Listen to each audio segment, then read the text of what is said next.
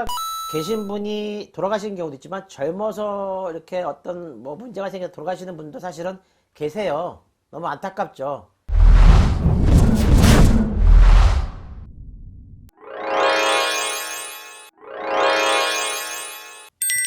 집안에 어르신이 네. 돌아가시게 되면 네.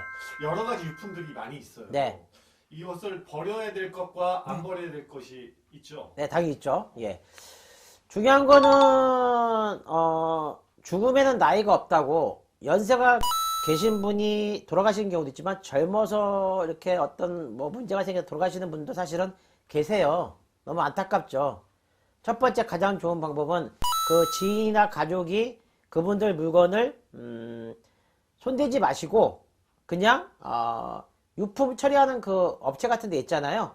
그런 분들한테 맡겨서 처리하는 게 좋고요. 그 다음에 처리하다 보면은 뭐 잡다리한 거는 그분들이 뭐 소각을 하든 뭐 태우든 가져가든 해서 해결이 됐었을 테고, 고가의 물건이 있죠. 고가의 물건. 고가의 물건 중에는 뭐가 있냐면 현금화 할 수 있는 금, 뭐 은, 뭐 백금, 다이아몬드 같은 거 있잖아요. 이런 경우는 어떻게 하셔야 되냐? 재가공을 하셔야 돼요.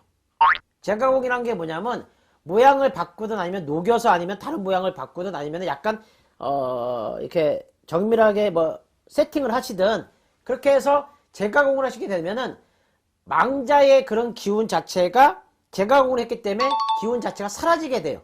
그럼 어떻게 되냐면 새로운 기운을 내가 갖고 있는 거기 때문에 아무리 유품이라 하더라도 영향을 받지가 않습니다. 근데 또 문제가 되는 거 뭐냐면 고가의 시계, 이거는 그 금이나 백금이나 다이아몬드가 아니기 때문에 재가공할 수가 없잖아요. 대부분 어떻게 하냐면 파시죠.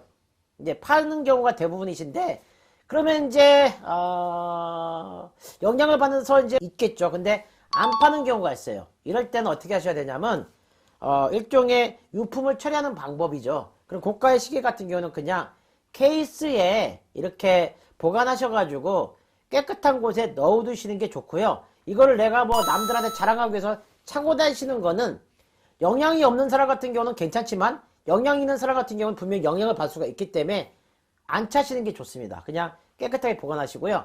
나머지 뭐 장롱이라든가 아니면 뭐 액자라든가 그것도 뭐 좀 비싼 거라고 하면 액자 같은 거 비싼 같은 경우는 표고를 다시 하시면 돼요. 그러니까 액자를 버리고 그림만 새로 표고하시게 되면은 그림을 살릴 수가 있기 때문에 괜찮고요. 장롱이 좀 비싼 게 있어요. 예를 들면 막 500만 원, 막 1000만 원 일 수 있잖아요. 예를 들어서요. 그런 경우는 대파하시는 게 낫고요. 안 쓰시는 게 좋다. 그래서 오늘의 중요한 얘기는 버릴 거와 버리지 말 거하고 유품의 처리 방법에서 얘기해 드렸고요. 사람은 가장 중요한 거는 하나밖에 없고요.